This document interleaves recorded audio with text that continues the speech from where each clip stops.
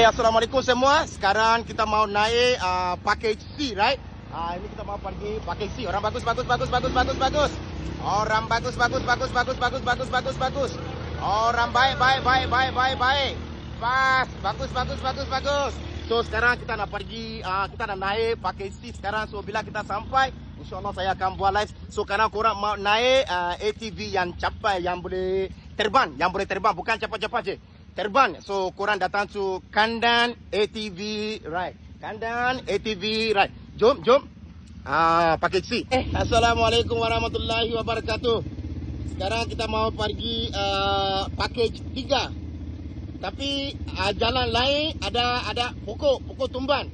So sekarang kita mau buat apa? Kita mau gunakan jalan lain lah. So bagus orang. Jom, berapa lagi? Jauh lagi ya? Jauh lagi. Bagus, baru can do it.